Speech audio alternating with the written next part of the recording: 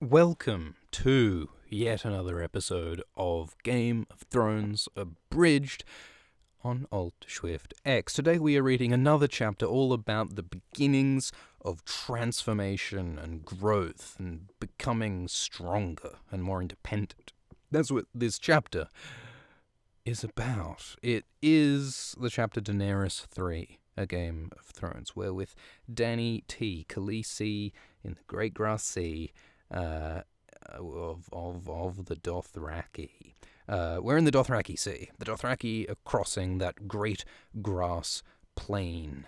It is funny later in the series when Victarion Greyjoy is all like, the Dothraki Sea, I will sail across it. And he says that not knowing that the Dothraki Sea is made of grass. It's a cool landscape. You don't often hear about these sorts of landscapes in fantasy and fiction, I think. These long, empty expanses of grass. You know, I mean, when George Lucas makes a planet, he goes, I'll make an ice planet and a fire planet and probably a sort of a green Avatar-esque jungle planet, but it's never a grass planet, is it? That doesn't fit within the sort of Aristotelian schema of these are the things, and here's the... We shouldn't begin with a tangent, should we? This is Daenerys 3, A Game of Thrones, and it begins with Jorah Mormont talking about the Dothraki Sea. He talks about all the different flowers that exist in the Dothraki Sea. There's green grasses and yellow grasses and flowers and grasses like rainbows, and he describes the Shadowlands beyond Ashai, Khaleesi, where there are oceans of ghost grass that is taller than a person on horseback, grass that's pale, grass that glows in the dark with the spirits of the damned, which sounds creepy. The Dothraki believe that their sort of apocalypse scenario, every culture's got to have their own special apocalypse scenario, and the Dothraki believe that the ghost grass will grow and claim and sweep over everywhere and kill all the other grasses until only ghost grass exists, and then that will be the end of the world, because nothing can eat or survive in ghost grass, apparently. And Dany says, "Oh, but it's so beautiful here. I don't want to think about everything dying." So there, I think we see a certain like sort of girlish, naive side to Dany, where she's like, "I don't want to think about danger. I only want to think about pretty things." I mean that sounds like Sansa, right? Sansa is all about the pretty things and ignoring the spoopy things. So we sort of begin with naivety here, but as this chapter progresses, we see Dany becoming more of a woman and more empowered and more ready to face certain realities, perhaps, or at least that's something that comes later in her arc.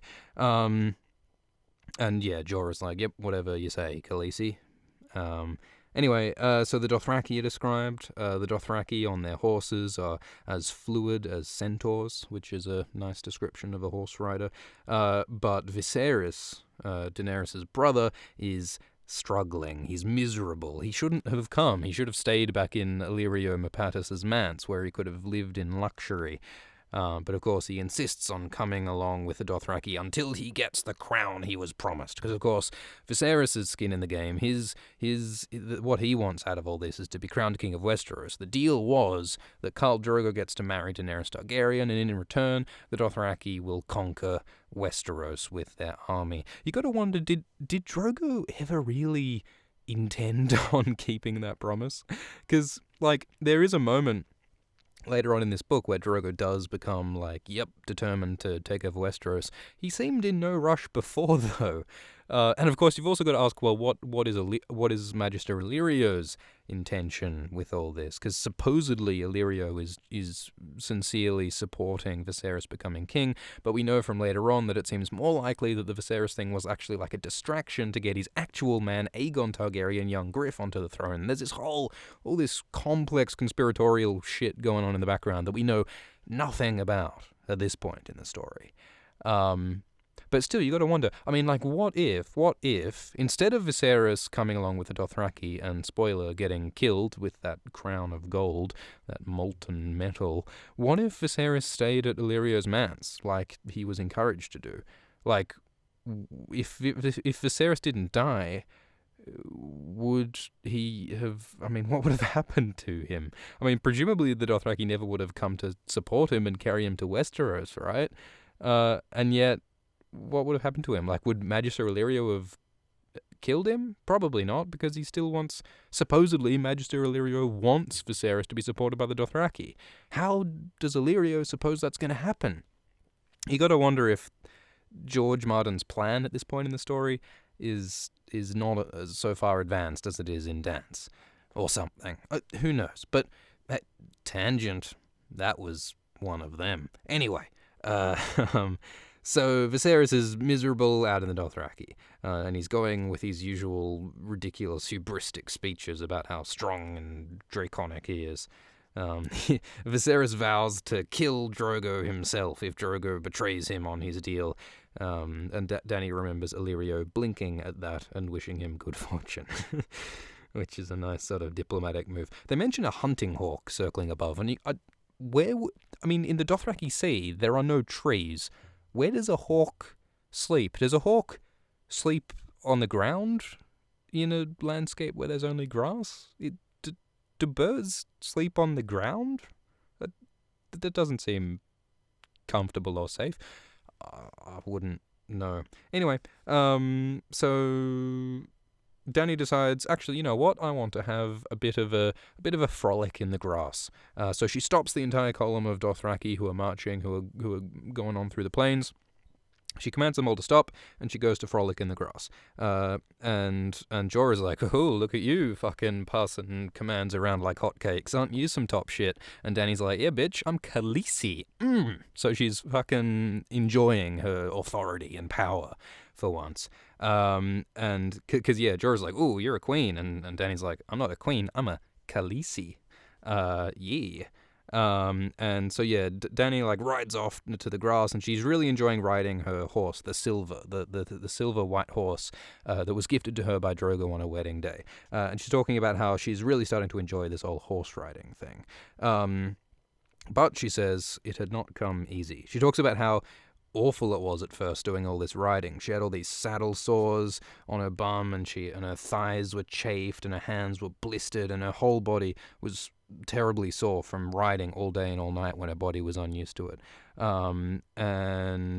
And Drogo mostly sort of ignored her. He went and did like the manly Dothraki thing, whereas Khaleesi was sort of left to the handmaidens and stuff, and she would cry herself to sleep, but then she'd get woken up in the night when Drogo decides he wants to fuck her. And this is not the most sort of consensual or sort of mutually pleasurable sex. This is Drogo just sort of using her doggy style, horsey style maybe, and it's a terrible time for Dany. So this is what her life is for some days, weeks, some amount of time. She's riding the horse, and that hurts, and then she's ridden by Drogo, and that hurts. So she's suffering for a period of time, and she says she can, and for a while she thinks she cannot endure it any longer. She thinks of killing herself rather than going on. But then one night, she has a dragon dream. She dreams of the dragon, the black-scaled dragon who represents Drogon, soon to be born. And there's all this fire, and there's all this blood, and it's calling to her, and she embraces the fire, and she wakes up feeling strong and new and fierce. Which, I don't think that's what they write in the psych textbooks in terms of recovering from depression and suicidal ideation. I think the prognosis, the diagnosis is rarely dragon dreams. But hey, this is fantasy. If you can't cure it with some Prozac, cure it with a dream about a dragon. So, but the point, though, is that Dany starts to adapt to her new environment, and she changes her behavior and her personality, and she becomes stronger through this fucking trial of suffering that she's experiencing. She reaches out and she touches her dragon eggs, which were gifted to her by Illyrio, and they feel strangely warm beneath her fingers. And of course, one of the eggs is coloured black and scarlet. For some reason, the dragon eggs are coloured the colour of the scales of the dragons within, which Doesn't seem entirely biologically, zoologically sound, but apparently that's how dragon eggs work. But anyway, but the point is that there's like foreshadowing that the eggs are somehow still alive. There's a heat, there's a power within the eggs, within Dany that is yet to be awoken. So she talks about how her body gets stronger and tougher, her skin gets tougher from all the riding and stuff, and she gets better at riding a horse. Her Silver. It is as if they shared a single mind, Dany and the Silver, which almost sounds like the sort of warging and skin changing, that stuff that like Bran Stark does, which is interesting. But there's no particular evidence that Dany is a warg, a skin changer, and she begins to love riding. And she begins to notice the beauties of the land around her, about how beautiful the Dothraki Sea is. And we have this sort of montage of the Dothraki going through all these different environments. So they talk about these waterfalls and these forests and these small settlements and these roads and these canopies and these different places they go to. And interestingly, like one of the interesting things about this landscape and the landscape of Game of Thrones, the world of Game of Thrones generally, is that there are a lot of dead cities. There are a lot of ruins. There are a lot of fallen civilizations. Game of Thrones does feel, when you delve into the backstory and the lore a bit, it feels kind of post-apocalyptic, because there are many civilizations that have collapsed. Some perhaps due to the White Walkers, or to other catastrophes. We don't really know. There's a lot of mystery going on here. Some people in the fandom might theorize certain sci-fi explanations for this post-apocalyptic feel, which is interesting. But regardless, it certainly is intriguing that there are all these broken, dead cities. And eventually, Dany's agony is just a fading memory. So she's getting used to the whole riding thing. And indeed, she's getting used to the whole being ridden thing. She begins to find pleasure even in her nights with Drogo. Which, you can make all sorts of notes about how it's a bit sort of problematic that they're just sort of saying that, the sort of response to being raped every night is to just sort of get used to it, mate. So that's a thing. But we do actually talk, it develops further, so we'll get to that. But anyway, in the here and the now, she's gone off for a frolic. She's gone into the grasses in the Dothraki Sea, and she's enjoying the landscape, and she's just hanging out there. And she feels blessedly alone. She's away from her brother. Viserys has been an unwelcome shadow. He's always been so bloody angry and pissy, and he runs up to her now while she's alone in the grass and fucking screams at her. And so Viserys is furious now, because he feels slighted by Dany commanding everyone to stop so that she can go frolic, which, does seem like a fairly selfish move, but whatever, she's Khaleesi. And he's mad, and he sort of hits her, and he shakes her and screams at her, and he calls attention to how she looks with her Dothraki clothes and her oiled hair and her whole sort of Dothraki vibe. So Viserys is angry about that, but I mean, Dany's sort of thinking, well, I look like I fit in, like I belong, like I've adapted to this environment, whereas Viserys is wearing these like silks and this ring mail and this like city clothes and this like noble clothes, which is totally unsuited to where he is, and he's all stained and scabbed and unkempt. But he's really mad. He also grabs her boob for some reason. That seems to be Viserys's sort of reflex. But yeah, he does that. And Dany thinks, you know what? Fuck this. Fuck you. And she pushes her brother off her, which she has never done before. She has never defied Viserys before. And so Viserys is as shocked by that as she is. But he's also very fucking mad. So she can see in his eyes that he wants to fucking hurt her now. But the Dothraki have turned up. One of Drogo's blood riders has turned up, and he fucking Indiana Jones whip cracks and puts the whip wrapped around Viserys's neck, and pacifies him that way. And the blood rider Drogo is like, "Do you want me to kill Viserys? Is this guy causing any problems for you, miss?" And then he's like, "No, don't kill him." And so Viserys becomes totally at Dany's mercy for the first time ever, because all the Dothraki are here and they're all totally loyal to Dany, and they're pretty willing to kill Viserys. And looking at Viserys fucking writhing on the ground, Viserys looks pitiful. He looks like a weak, useless piece of shit. And Dany's like, hold on, he was always a weak, useless piece of shit. Why didn't I ever notice that before? He was always a fucking worm. And she, yeah, I love this line. There is a hollow place inside her where her fear had been. I love that line, because it not only expresses that Dany is no longer afraid and no longer feels weak, but that empty space, that's potential. That is a space where new feelings, new fire can burn, new potentiality. It's those fucking pluripotent stem cells, man. Dany has room to grow now, and what she'll become is up to her. There's a lot of different ways this could go, but at this point, her fear is gone, and now there is room for new things to take root. Change, character development, hashtag literature. And so Dany's like, okay, don't kill him, but take his horse. Because in Dothraki culture, if you don't have a horse and you have to walk, that means you are of like no status. You are not a man if you are not riding a horse. You are less than a man. You have no status. You have no honor, no pride, the lowest of the low.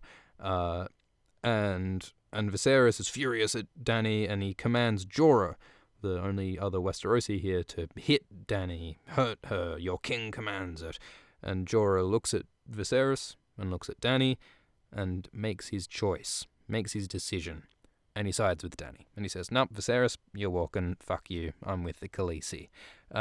So it's interesting, because remember that Jorah has, in some time period, been not entirely loyal to the Targaryens. Jorah has been spying on Daenerys, informing Varys at Westeros about her movements, in the hopes of getting a pardon and being able to return to Westeros. So you got to wonder, like, is Jorah sort of thinking about his loyalties at this point? Is he second guessing whether he should continue to spy on Daenerys or whether he should side with her? We do know that Jorah still, after this point, continues to spy on Dany and is disloyal because of reasons. But yeah, you got to wonder, like, is Jorah's loyalty starting to shift at this point? Anyway, so yeah, they're like, yep, fuck you, Viserys. They ride off and let him catch up on foot. So that's like a huge weight off Dany's chest to have fucking grown beyond her brother at this point, to have finally, for the first time, defied him and won. So she's embracing new power as the Khaleesi of the Dothraki. And while they leave, Jorah and Dany chat about Viserys. And she is a little bit sort of afraid still. She's still sort of like, oh, you know, Viserys is going to be an angry fucking dragon now. And Jorah's like, mate, the dragons are dead. Viserys, he's not a dragon. The last Targaryen, was Rhaegar Targaryen, and he died at the Trident. Compared to Rhaegar, Viserys is less than the shadow of a snake. And this shakes Dany to realize even further that, yeah, my brother is a piece of shit. All the things that she had always believed were suddenly called into question. And Dany's like, but you swore to serve Viserys. And Jorah's like, but he's shit, though. Which is true, but also is a testament to Jorah having shit for honor. They always talk about how Jaime is the dishonorable one, but Jorah has broken laws and fled justice and betrayed Dany and betrayed Viserys, and Jorah does not have the best record in terms of keeping his promises. But they talk about how Viserys would be a really shitty king, and Dany's like, oh, but, you know, Magister Illyrio says that lots of people want the Targaryens to come back. They're praying for Viserys to return. And Jorah has a great line, which is, the common people, they pray for rain, healthy children, and a never-ending summer. They don't care if the High Lords play their Game of Thrones, so long as they are left in peace. They never are. The common people are never left in peace. The Bloody Lords are always dragging them into their wars and their fucking conflict and their bullshit, which causes nothing but bloody suffering for the common folk. That's what Jorah says. But all they want is rains and healthy children. So Dany asks Jorah, well, what do you pray for? And he says, home. His voice thick with longing. He wants to return to Westeros. So yeah, he does continue to spy for Varys, hoping to eventually get to return home. And Dany says, I also pray for home. And Jorah's like, well, look around you. This is your home now. You're the fucking Dothraki. This is the Dothraki Grass Sea. And so Dany has become sort of a part of the Dothraki in a lot of ways. She is becoming more comfortable as a Dothraki. But she thinks that the plains of the Dothraki don't feel like home to her. When she thinks of home, she thinks of King's Landing. She thinks of the Red Keep that Aegon the Conqueror built. She thinks of Dragonstone, where all the doors are red in her mind's eye. So she's sort of mixing her metaphors here. So in a sense, Dany thinks Westeros is home. She was born on Dragonstone, but I don't know, the Westeros connection is mostly because, her family, the Targaryens, her bloodline ruled that place, so that feels like home to her. But she also talks about the Red Door, that house with the red door in Braavos, where she was happy for a time in her childhood. She also thinks of that place as home. And so along with the Dothraki Sea, there are sort of these three competing ideas of where Dany wants to be. And later on, we of course add Meereen. So Dany is very much sort of divided in her loyalties, in her identities. There are a lot of different sort of forces vying for her feeling of who she wants to be. There is a empty place in her heart where her fear had been, and there are a lot of different things that could come to fill it. Potentiality in Dany. And then Dany has another sort of revelation. She thinks, wow, not only is Viserys shit, but he never is going to take over Westeros, is he? And Jorah's like, yeah, probably not, because he's shit. And then Dany has another moment of sort of assertiveness, and she says, ooh, I am no child, and she races off, and hashtag empowerment, blah, blah, blah. And Viserys, everyone's going to laugh at him because he's going to be walking, he's a piece of shit. Dany has a weird fucking hallucination flashback. She looks at her dragon eggs and she sees like fire. She sees a whole lot of red fire all over, which is sort of a foreshadowing flash forward to the pyre where her eggs will soon be born. And Dany's like, oh, but the dragon eggs, they won't hatch. They're only stone. The dragons are all dead. Ooh. But when, of course, they will hatch soon. And she is about to have a bath with her handmaidens, Irri and Jiqui and Doria, who do appear in the show, albeit briefly. Well, some of them more than briefly, but anyway. And so they have a bit of a sort of a day spa sesh. They have this hot water and they're all sort of grooming Daenerys. Wouldn't it be great to have people whose full-time occupation is to groom you and to, like, bathe you? That would be I mean, they're talking about all, like, the spice flower and cinnamon and all these. It sounds relaxing is all. And they're talking about dragons. So Dany's like, have you ever seen a dragon? And they're like, no, the dragons are all dead, mate. It is known.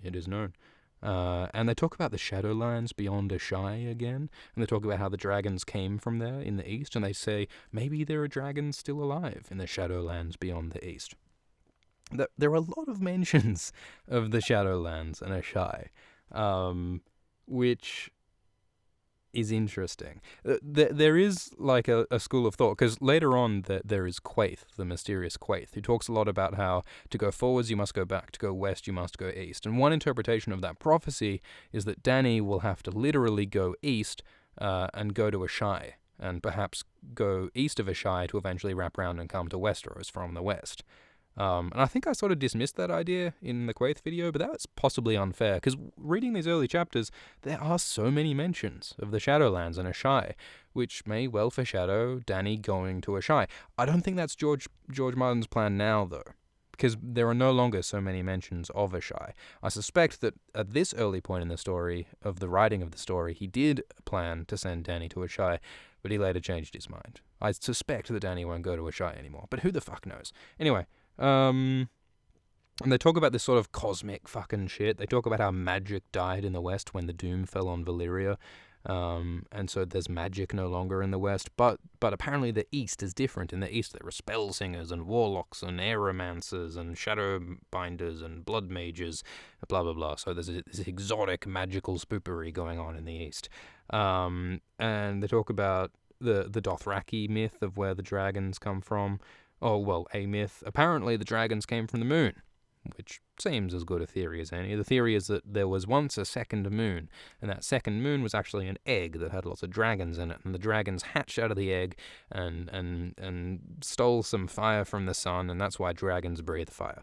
But yeah, the Dothraki girls are like, no, that's not fucking true. The moon is a god, and it's the wife of the sun, and blah blah blah. So there are these sort of competing mythologies about what's what. Because so Jiri and Iqui are Dothraki girls, but Doria is a Lysene girl. She's from the city of Lys. Magister Illyrio had found her in a pleasure house, a brothel in Lys. So Dany's all bathed up. She's all oiled and scraped and sprinkled and blah blah blah. And food description: fruit, cheese, bread, blah blah blah. And Dany recruits a dancing master of her own, of a sort. So Dany, out of her own initiative, apparently, decides to get Doria, who worked in a brothel, to teach Dany how to fuck. They don't say it in quite those words, but that's basically what happens, or at least that's what's implied. So Doria apparently teaches Dany well, and then later that night, Dany changes the terms of engagement when she fucks Drogo. So Drogo had previously every night just been sort of marching in, using Dany, and then walking out.